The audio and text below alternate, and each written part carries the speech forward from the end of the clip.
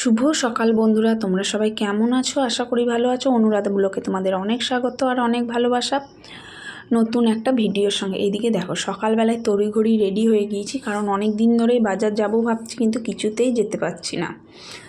কারণ এত গরম, আর এই গরমে ইচ্ছে করে না যে বাড়ি থেকে বেরোই, কিন্তু বাইকে বলো বা টোটোতে বলো গেলে কিন্তু ভীষণই হাওয়া লাগে। কিন্তু তুমি যখন এক জায়গায় দাঁড়িয়ে যাবে, সেখানেই কিন্তু গরমটা শুরু হবে। আর আমার সোনামা তো ভীষণ খুশি, ঘুরতে যাচ্ছে।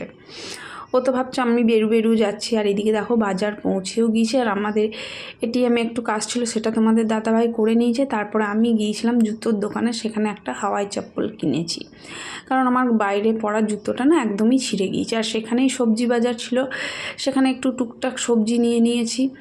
আর কি বলবো, সবই শুকনো শুকনো সবজি, দেখে মনেই হয় না যে নিই, কিন্তু তার মধ্যেই একটু বেছে কুটে নিলাম। আর এইদিকে ওষুধের দোকান থেকে আমার সোনামার জন্য খাবার নিয়ে নিলাম, কারণ তার খাবারটাও ফুরিয়ে গিয়েছে। আর এইদিকে বাড়ির পথে রওনা হচ্ছে। আমার মাথায় তো একটা চিন্তায় ঘুরছে, এই গরম থেকে গিয়ে রান্না তো আমাকেই করতে হবে।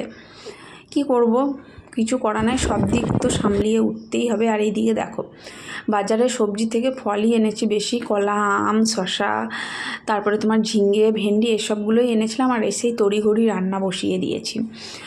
এতটাই গরম লাগছে কি বলবো বন্ধুরা। এইদিকে রান্না বসিয়ে দিয়ে আমি এই ফাঁকে সমস্ত রান্নাবান্না করে নিয়েছি, কারণ তোমাদেরকে সবটা পুরো ভিডিও দেখাতে গেলে অনেকটা বড়ও হয়ে যাবে, আর অনেকটা সময়ও লাগবে।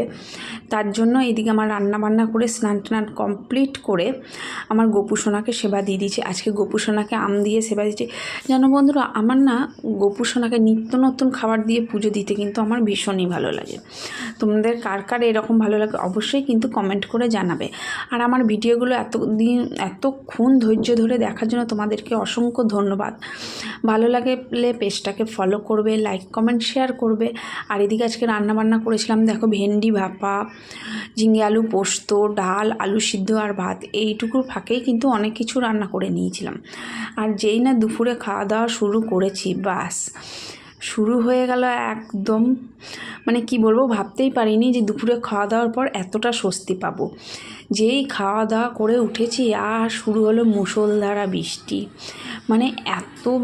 এত বৃষ্টি আমার জীবনে মনে হয় এই প্রথম দেখলাম যে এত বৃষ্টি হয়েছে। এত স্বস্তি পেলাম যে কি বলবো। আমি একা স্বস্তি পাইনি, প্রত্যেকটা মানুষজন, পশু পাখি সবাই কিন্তু স্বস্তি পেয়েছে। আর এত মুষলধারা বৃষ্টির পরে তেলে ভেজা না হলে কি চলে। তারপরে তোমাদের দাদাভাই চপ এনেছিল, চপ দিয়ে চা খেলাম। আজকের মতন ভিডিওটা এই পর্যন্তই। ভালো লাগলে লাইক কমেন্ট শেয়ার করো। চলো, দেখা হচ্ছে নেক্সট কোনো ভিডিওতে। চলো।